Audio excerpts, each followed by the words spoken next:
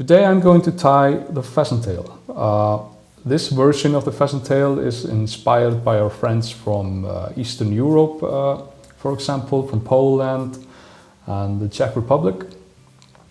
This is a really fairly simple pattern, I'd say, really effective for Arctic char and brown trout as well. Now the hook I'm going to use is from Ahrex. This is the FW555. This is the Czech nymph hook from Ahrex. So the shank is a little bit longer than what we're used to. The perfect choice for this fly. I have a copper bead, 3.3 millimeters tungsten. I'm starting off with an orange thread. This is because I want to make a little hotspot at the back of the fly. Just move the thread all the way down to the tying point for the tail. Now, here's the pheasant tail. This is just the natural colored one. Now I like to keep the profile of this fly as slim as possible, so I'm only using about 4 or 5 fibers of pheasant tail.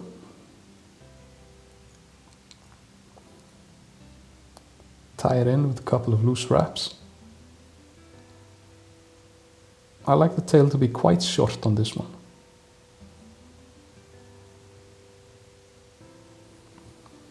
Now form the hotspot, just a couple of wraps, tight wraps of the orange thread.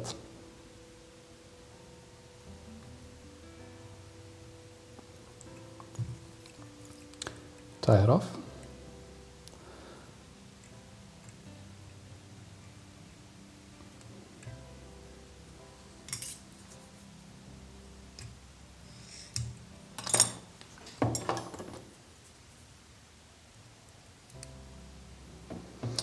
There you go. For the rest of the fly, I'm using just a standard brown 8/0 thread.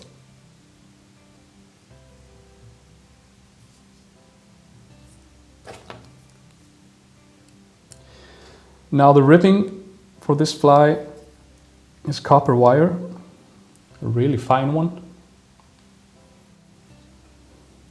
Tie it down just behind the bead.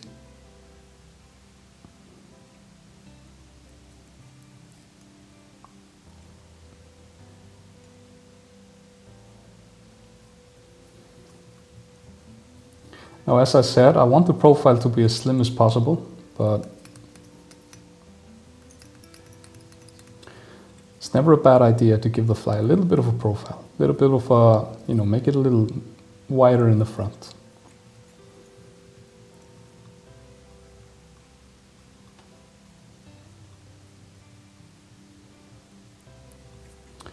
There. Now, wrap the pheasant tail. This is quite a long shank, so you can run into a little problem reaching the bead, but it usually works out.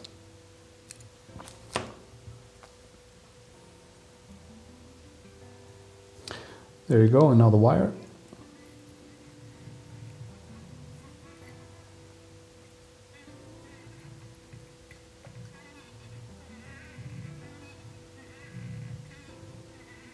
Try to keep the turns as even as you can, but it's not a big issue, I think.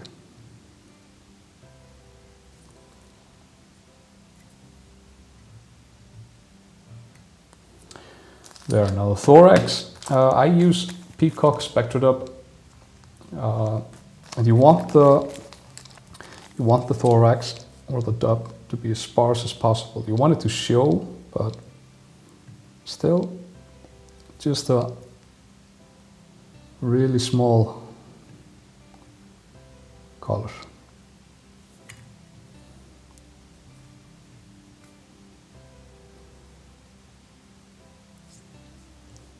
A little bit more.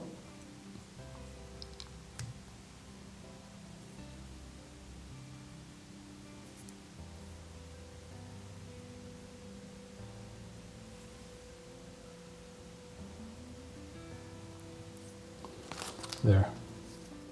Now for the hackle, I have this brown dry fly patch. Really nice for something like this. To strip the first few millimeters of hackle away from the stem, and I also like to take the fibers of the side of the feather that I'm going to lay down, just a few millimeters, makes the first wraps a bit cleaner. Tie it in.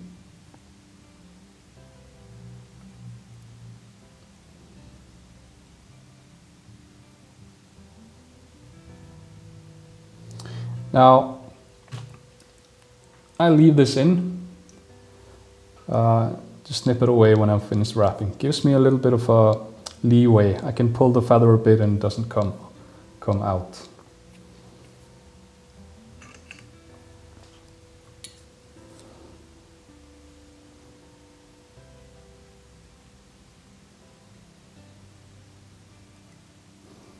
Just looking at a couple of wraps at most. Just something to give the fly a bit of movement and hopefully fool the fish.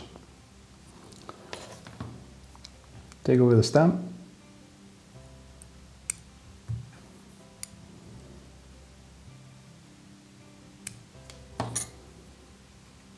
Secure it.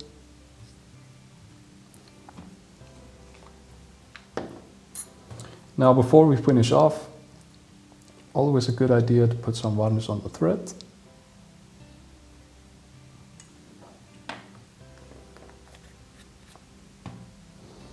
One wrap and tie it off.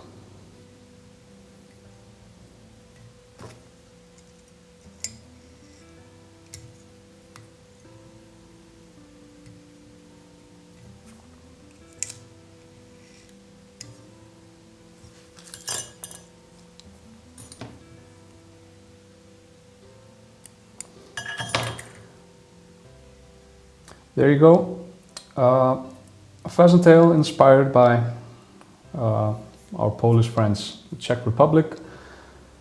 It's going to be effective for Arctic char and brown trout. It's bound to be. Ties them up. Thanks for watching.